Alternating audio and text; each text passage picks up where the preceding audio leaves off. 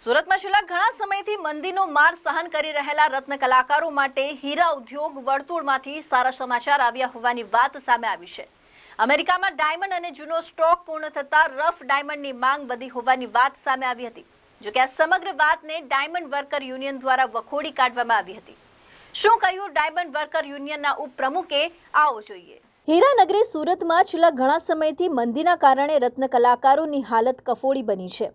હીરા ઉદ્યોગની આ મંદીના કારણે અનેક રત્ન કલાકારો હેરાન પરેશાન થયા છે। તેવામાં હીરા ઉદ્યોગ વર્તુળમાંથી ડાયમંડ ઉદ્યોગમાં ફરી તેજી આવવાની વાત સામે આવી છે।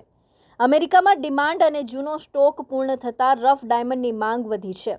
જો કે આ સમગ્ર વાતને સુરત ડાયમંડ વર્કર યુનિયનના ઉપપ્રમુખે વખોડી કાઢી હતી અને તેમણે જણાવ્યું હતું કે હીરા ઉદ્યોગકારોએ રત્ન કલાકારોની માહિતી હજી સુધી સરકારને પહોંચાડી નથી।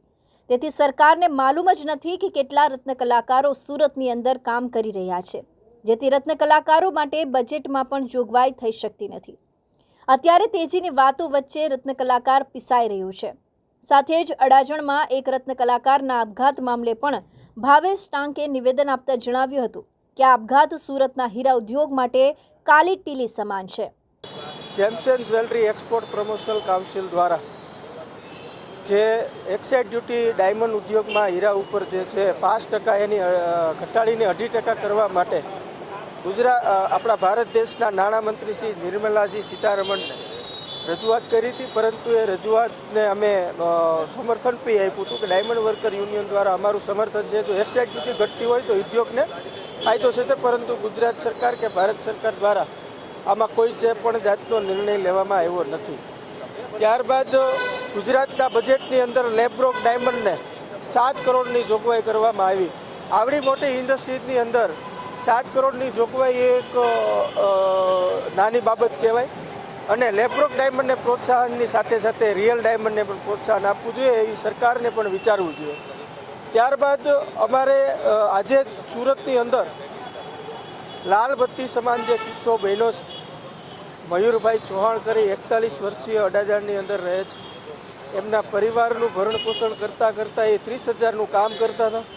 મંદીના મહામંદીના કારણે આજે 15,000નું કામ કરી અને પોતે એક માનસિક પ્રેશરમાં આવી, બાળકોના શિક્ષણની ચિંતા હોય, પરિવારના ભરણ પોષણની ચિંતા હોય અને જે કંઈ ચિંતા એને સતાવતી હતી એ ચિંતાઓનો બોજ લઈ આજે એને સુસાઇડ કર્યું છે ને આપણી આ ડાયમંડ ઇન્ડસ્ટ્રી માટે એક કાળા ડાઘ સમાન કિસ્સો છે।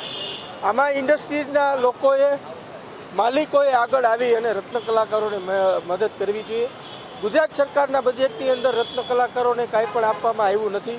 ગુજરાત સરકારને વારંવાર અમે વિનંતી કરી છે કે રત્ન કલાકારો માટે કલ્યાણ બોર્ડની સ્થાપના કરો, આર્થિક પેકેજ જાહેર કરો, આત્મહત્યા કરતા રત્ન કલાકારોના પરિવારને મદદ કરો, પરંતુ અત્યાર સુધીમાં એક પણ નિર્ણય સરકાર દ્વારા લેવામાં આવ્યો નથી। તો આ બાબતે માલિકોએ પણ રજૂઆત સરકારને કરવી જોઈએ કે રત્ન કલાકાર કલ્યાણ બોર્ડની સ્થાપના માટે તમામ લોકોએ આગળ આવવું જોઈએ, એવી જ અમારી આપના માધ્યમથી વિનંતી છે। Arvind Rathod, ABC news Gujarat, Surat.